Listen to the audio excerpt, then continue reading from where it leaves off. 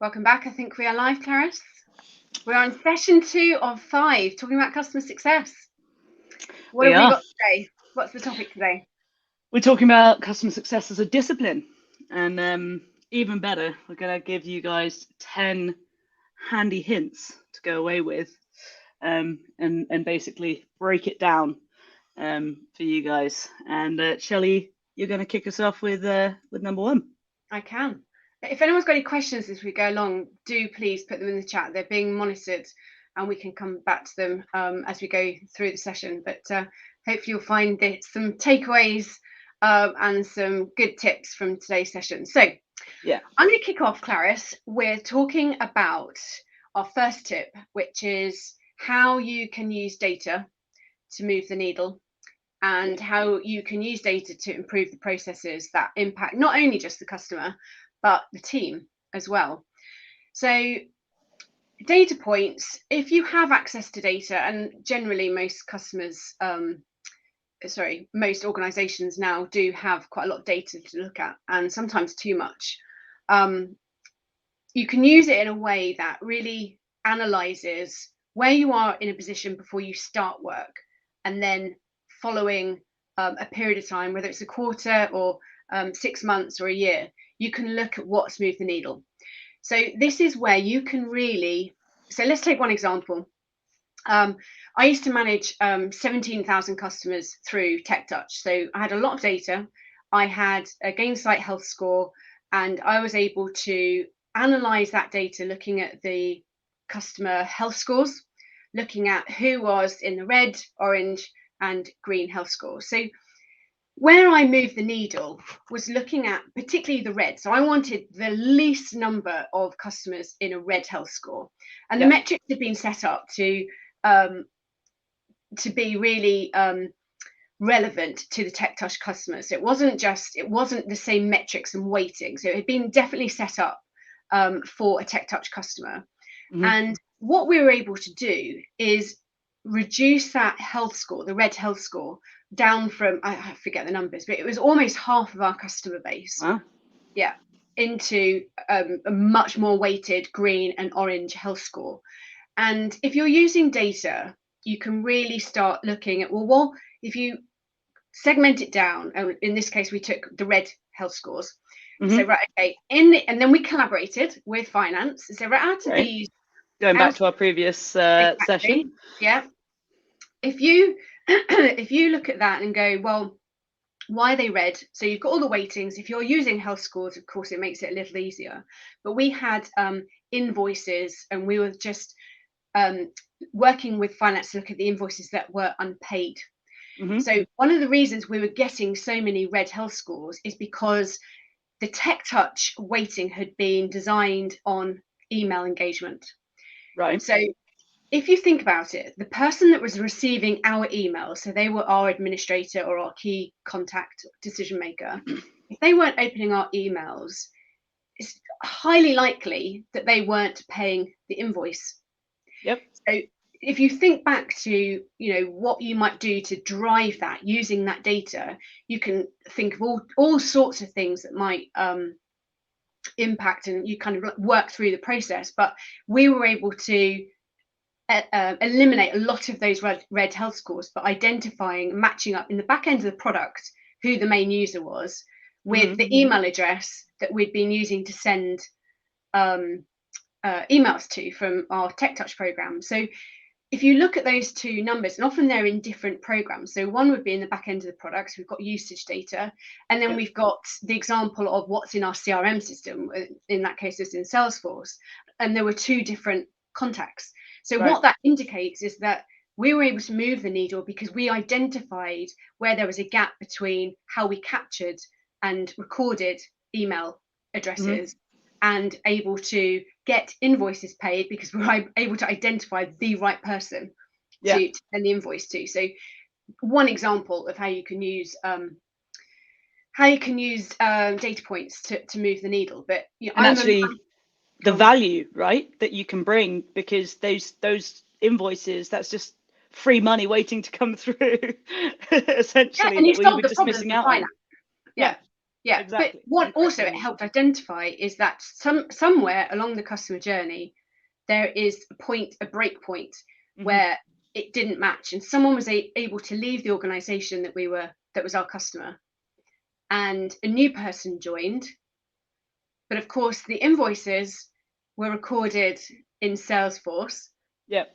and the email address from the contact was recorded in Salesforce, but it didn't speak to the product, which Yep. had the most up-to-date information. So yeah, that's one example of like finding things that move the needle, like really understanding, healthy customers pay their bills, healthy customers engage in your emails, Hmm. all those indicators of success, all the things that that's going to move the needle and be a healthy customer base is something that we really want. And that customer experience of being chased for an invoice is really unpleasant. No Yeah. one wants to do that either from our end. No. And if you can figure out through the data what's going on and improve a process somehow in the business, like loads of wins.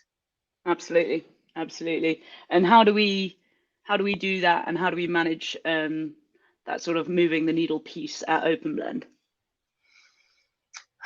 I think we do lots of things. We use Plan Hat, so we do have a really good insight to customer health scores. We have a really good handle on how regularly we check the health scores, what metrics we use the health score. We use Power BI for behind the scenes data for our product data, like really accessible data.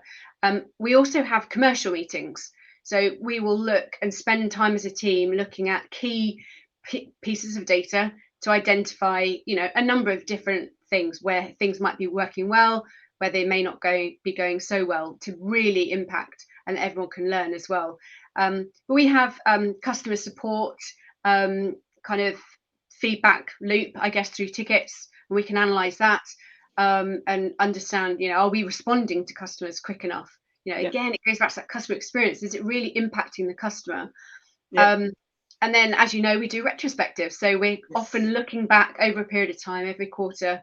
And we've got one coming up in December, looking back at, this year, what have we done well and what could be improved, to kind of keep fueling that, what really moves the needle for Yeah. our customers. Yeah. Yeah. And that's going to be a common thread throughout, I think, these top 10 takeaways is that like retrospective piece, looking back. What did we do, and how can we make it better? Who's doing what? And where are the best practices? So what's number 2, Shelley? And I'm conscious of time. Oh, someone's written that's so cool, Thanks, having Mods. a comment come out. That's brilliant. So number 2, I'm suggesting customer success as a discipline. You need really good practices, really good repeated behaviors. So Mhm. there's no point in doing behaviors if you are like, what's that saying? Practice makes perfect, but Mhm. perfect your practice. So Ooh, you love that. really, yeah, that's a new one to you. Okay.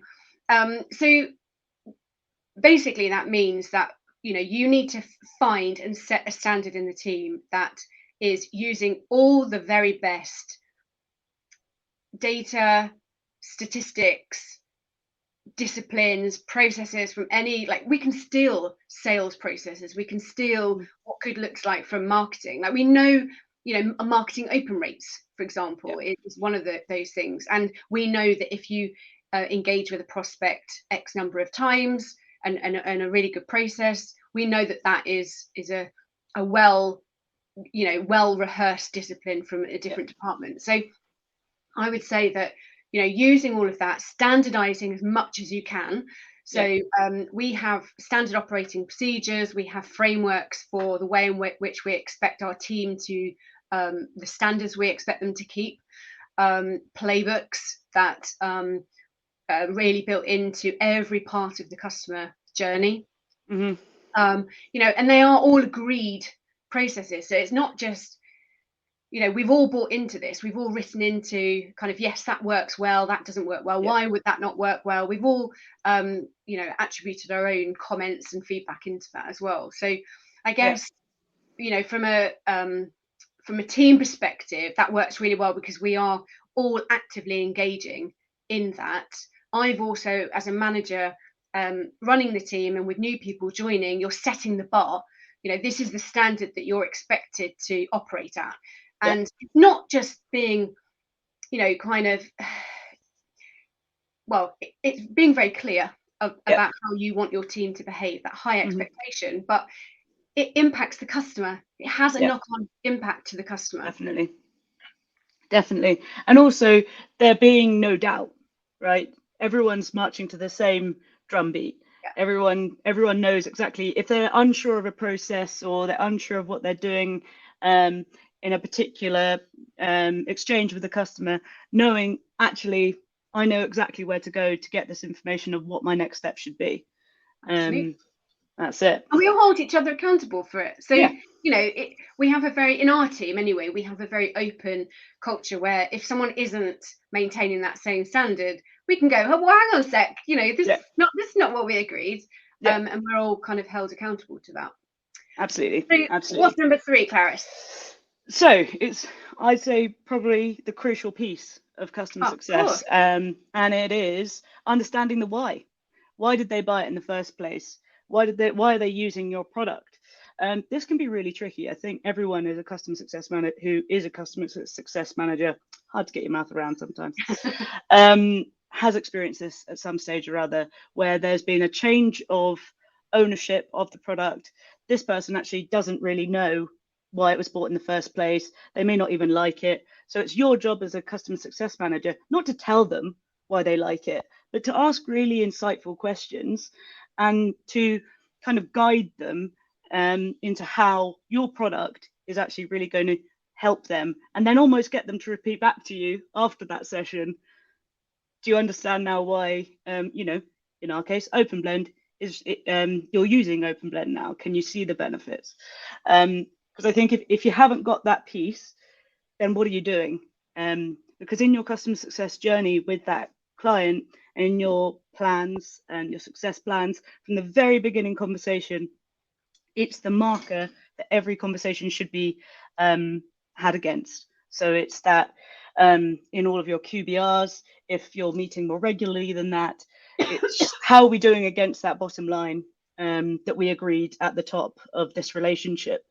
And it needs to be addressed. It needs to be adapted as the company grows, as the company is onboarded, and as the seasons change within that business, and as the economy changes, we need to react as well.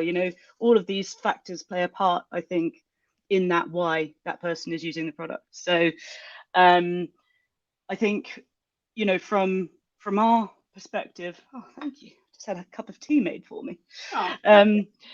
From our perspective at OpenBlend, we have a field actually in our system called PlanHat, which I'm just preaching to you, Shelley, you know this, but which highlights why the product was bought at the very beginning, which related back to sales, which they will have discovered during their discovery period. I've talked really fast because I just feel so passionately about that piece. I always say in when I speak to people, when I speak to other CSMs, like if you ask just one question, find out the why. What does success look like to you? Because if that's all you've got to work with, and even if you have to suggest a few options, if they don't know, try and give them some options to agree on which one fits best. So you've got something to really work off and keep reviewing. And it's your partner throughout your relationship with that client, and actually leads in quite nicely to my next point, which is tip number 4, and that is audit your SWOT. Right, so don't be afraid to be like, guys, we've got weaknesses. It's not a scary thing to say we've got weaknesses. The best part of it is identifying them and seeing how can we overcome these weaknesses and how can we match them with strengths that we already have in the team, in the business, and growing. So I think it's really all about that piece of learning as well as we're going along, and improving and optimizing those processes, which I realize I am slightly taken away from another piece we're about to talk about, but it's also about being proactive about those weaknesses after you've identified them, I think. So what does that look like in the reality? How do we do that? How do you say it, OpenBlend? So in the customer success team for sure, but also in the wider business, I know that this is something we do, which is we do those quarterly and annual retrospectives where we really break it down. And it's as I say, it's not something to be ashamed of. It's something that we very openly talk about, and we match and we overcome proactively, I would say. I would say we're actually quite good at brainstorming off the areas that we're not so good at, almost finding the workaround or how can we strengthen that. Yeah. And they do change as well. I mean, yeah, the regular auditing, I think, is the key. Absolutely. And also celebrating the strengths, celebrating Yeah. where things have gone really well. And actually, hey, that's going really well. Can we make it even better? You know, reaching for even further up there. Yeah. But what's number 5, Shelley? Number 5, so we're tracking against time. I won't make this one too long. I know. I've been keeping an eye on the time as well, going, oh, how are we doing? That's been some time. So my 5th one is which rules work. And what I mean by that is understanding every part of the process. Like you might have an onboarding process in place, right? That's great. You might get some feedback from a customer that says, "Do you know what? Oh, I've had X group that are pushing back on this change management piece about using this new piece of software. What do we do about it?" Now, that's one customer giving you that feedback, but I suspect it's many customers that are feeling that or thinking that or experiencing that. So when you hear something like that, you go, do you know what? I can preempt this as part of now the onboarding experience to go, look, this is your onboarding playbook. These are things that you can expect and the tasks that you need to go through. This is what onboarding looks like. Let me give you a heads up that these are things you might experience as part of, you know, as you introduce this software to the business, because it's change management, there's going to be pushback, and almost giving them and setting that expectation up front. You know, you're kind of giving them a leg up really to go, okay, you're preparing them for what lays ahead. You're the experts in this. So you're basically helping them anticipate hurdles, any bumps in the road that they might experience. And it's better that they know up front. So knowing, you know, which rules work, like what works well, and continually putting these things, is that feedback loop. I know we're going to talk about that a bit more, but how can you use the feedback you are hearing just in general conversation to make your onboarding process even better, or any other meeting? It depends on where it slots in, but you know, that example is you know, really about adoption and bringing in new software. But yeah, I think look at what works really, really well and listen to the feedback from the customer, and then using anything you do here to strengthen what you already have that will benefit any other customer. Just one thing on this, on the rules that work, supporting it with documentation as well. Yeah. So that example I just gave, we had some feedback from a customer that says, oh, do you know what? I'm having pushback from this group of managers. And it's like, okay, I know what I'm going to do. I'm going to use that feedback. I'm going to not only put it into the onboarding experience and share that with a customer when we have a kickoff call about the expectations and the bumps that they might experience. What I'm also going to do is strengthen our onboarding and our knowledge base by producing a document that will help influence that kind of change behavior when they then communicate out to the business. So it's going a bit further than you know, just putting it into the onboarding. It's going that a little bit further to put it into the entire life cycle. Definitely. And also just not having to replicate, you know, waste time. It's back in that improving processes piece. You know, you're not going to have a CSM who's coming up against the same thing in 2 years' time. That document's already made. Here you go. That person doesn't have to write it all up again. Yeah. Great. So yeah, I mean, it links in very well to the feedback environment, and the desire to basically always be improving, not only as customer success managers, but the product, you know, and the customer experience, every piece, and having feedback as like the central thought, I think, when we're doing these retrospectives, but in our everyday actions, I think there's always room at the end of a phone call with a client to kind of be like, just, as we're closing off, do you have any feedback for us? I think that loop, and actually that's only one piece of it, getting that piece from the client where they say, yeah, actually I've got this X piece. It's then what you then, as the customer success manager, do with that piece of feedback. Make sure it's a loop, and make sure on that next call with a client, or in that next information exchange with a client, you can say, by the way, I took that piece of feedback and this is what's come from it. Because that's something I think a customer really, really appreciates when their voice is actually being heard, because they must hear it 1,000 times a day. Please give us feedback, write a review, all of this stuff. But when you can actually tell them that you're putting it into action and something's going to change and they're going to be able to see that change, it really means something, and it shows that you're going that extra mile, I think. You've got to have the right culture for that. I mean, a lot of businesses do work in silos. I think we're really lucky in that way, that we all work quite closely and collaborate with different departments. But it can be really tricky, that piece, which is, if you didn't see our session on Monday, it's all about how you can influence the culture in your business for improved kind of customer centricity. But, if you can keep the customer at the center of this, and just always remember, it's not about us, it's about the customer and keeping them happy, feeding back to them how things are, how what they've given us is going back into our processes to improve. It's always really positive. Absolutely. Yeah, no customer's ever been like, oh, that's really annoying that you just did the thing that I've asked you to do. Exactly.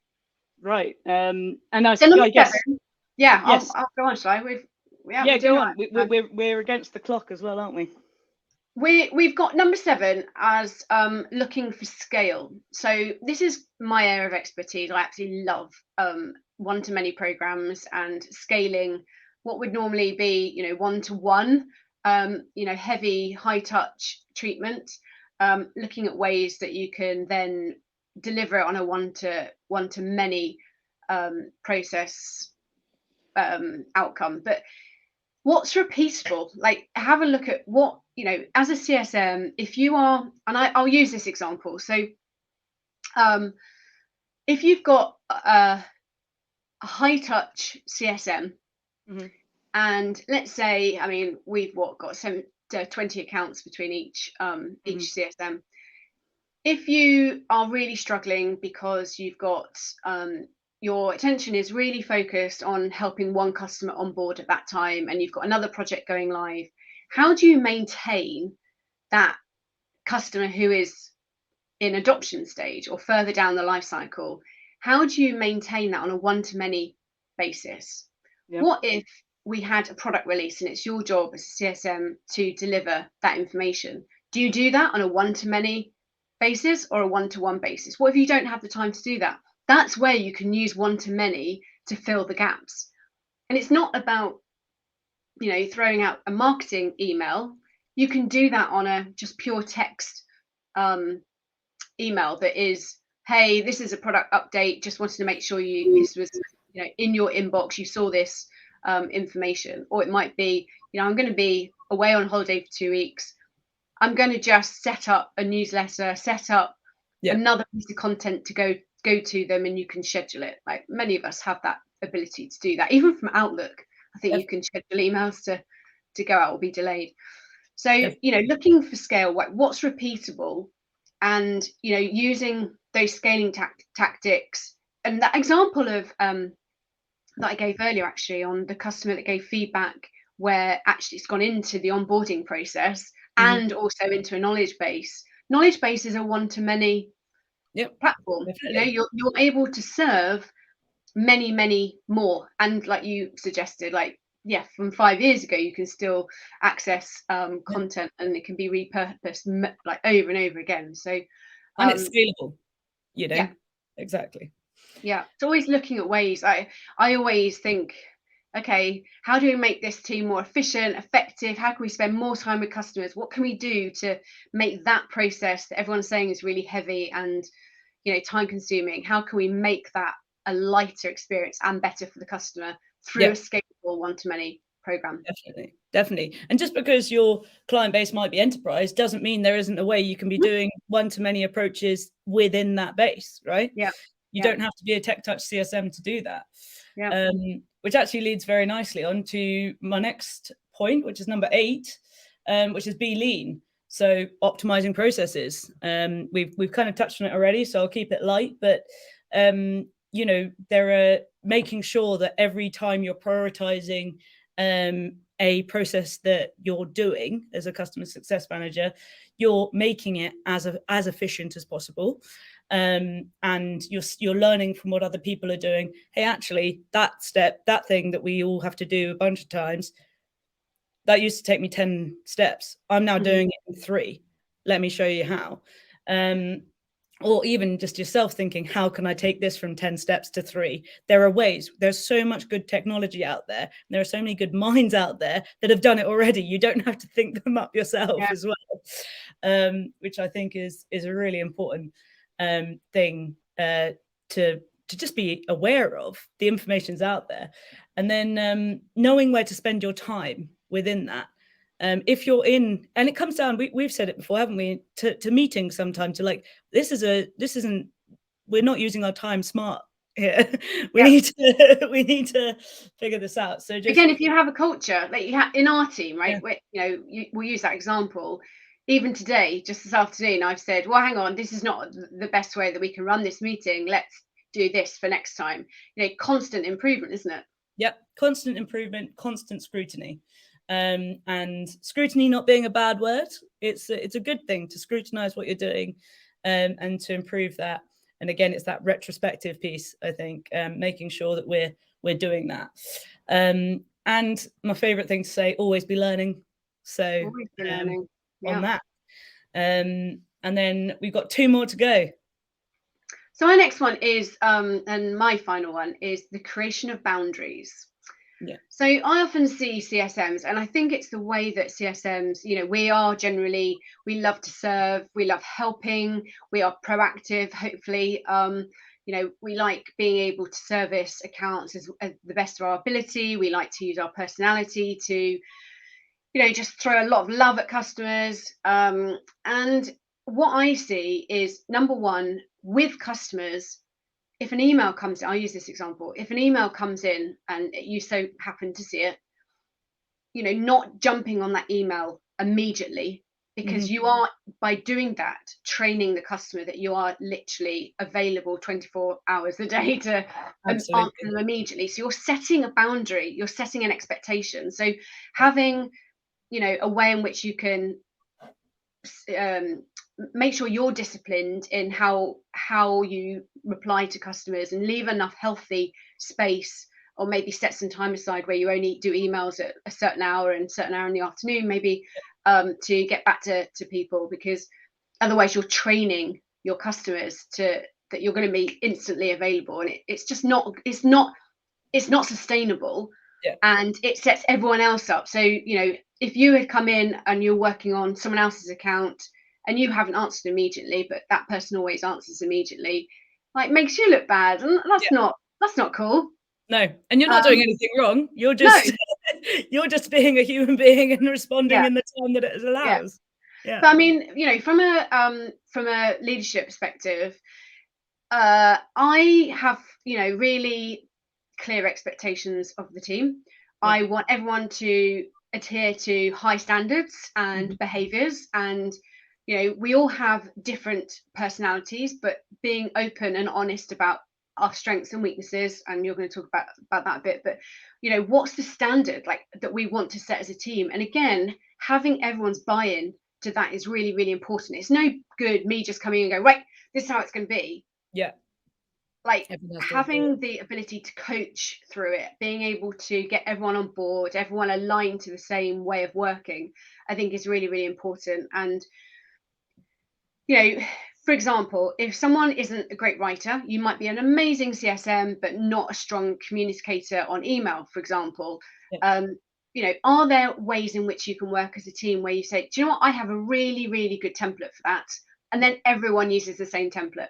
It might be just as simple as that, where you know, you have a standard operating procedure, you have ways you work, you all agree to, yeah, do you know, that's the best standard we can do as a team, and being not threatened by other people who have that strength, but pulling on it, drawing on it for the best. So every customer is getting a high standard of communication. So yeah, I'd say as a team we're pretty good at that, because I'm quite hot on that. Operational standards are high. She's not a taskmaster, guys. No, she's not.